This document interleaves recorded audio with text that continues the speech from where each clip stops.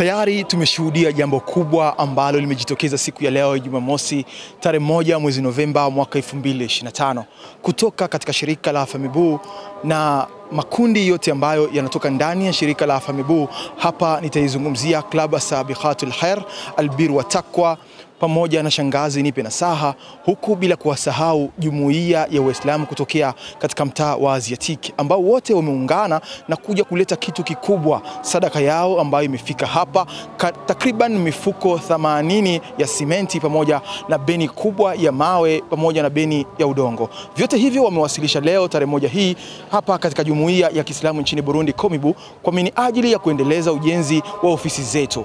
Wahusika wapo hapa, hebu tuongee nao mawili matatu ili tuweze kuelewa mengi zaidi ambayo wameweza kuyatekeleza siku hii ya leo.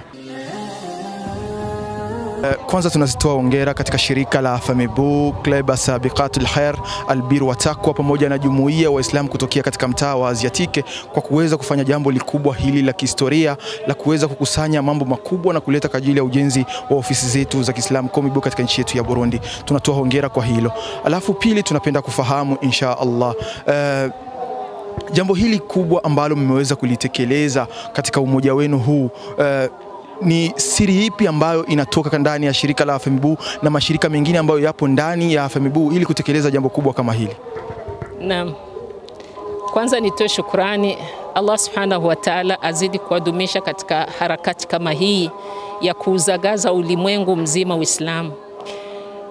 Afamibu ni chombo kilidhihirika mapema sana kimwemo watu wakubwa wenye busara. Halafu kupatikana viongozi walioko katika Komibu hivi sasa wanapendelea maendeleo.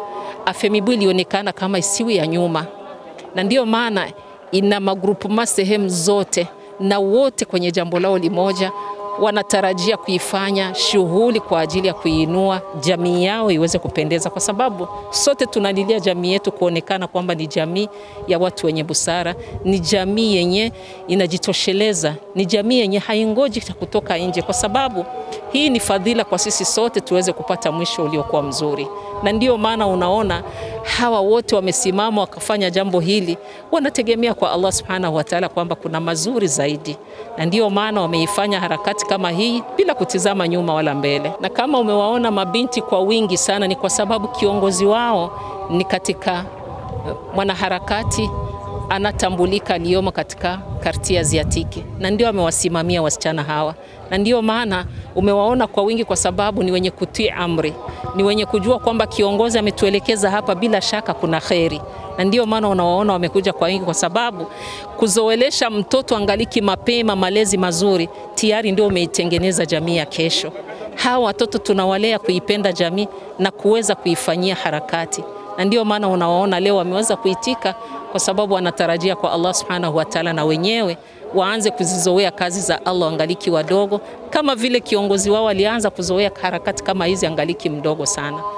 Ingelikuwepo kwamba sala inaweza ikasimama, watu wanaweza kusimamisha harakati.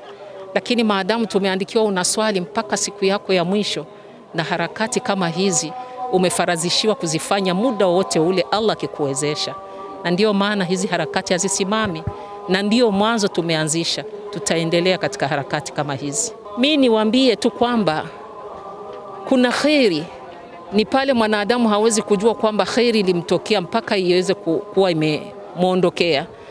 Kiongozi wa Waislamu, mufti wa jamii yetu ya Kiislamu, alitizama ni pesa ngapi yenye kila mwanadamu katika nchi ya Burundi ana shahada hawezi kukosa, akaona 1000.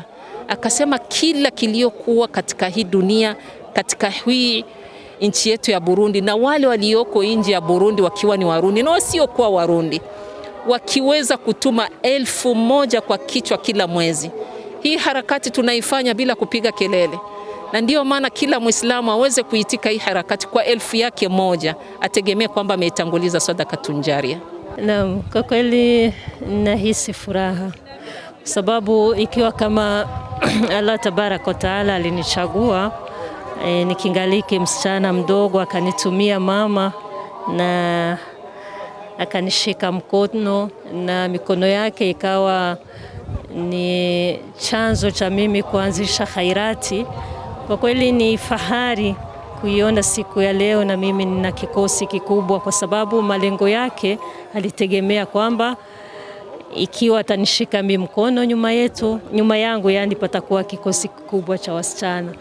Kwa hivyo tunayo furaha kubwa na tunategemea kwamba tutaendesha safina hii ya kuzitumikia kheri au khairati za Allah tabaraka wa taala mpaka pale Allah tabaraka wa taala atatuita. Yani tumeacha kikosi kikubwa nyuma yetu. Na mwito wetu ni kuwaitia tuweze kushikamana, tutie nguvu zetu, kwa sababu na leo wasichana wamehudhuria hapa na walitoa nguvu zao na sapoti zao. Kwa kweli jamii ya kina mama ya Kiislamu nchini kote Burundi watizamie mfano kwa wasichana. Ikiwa leo wasichana wametoka na walitoa sapoti, kwa kweli hiyo ni funzo kubwa kwa kina mama wa nchini kote Burundi.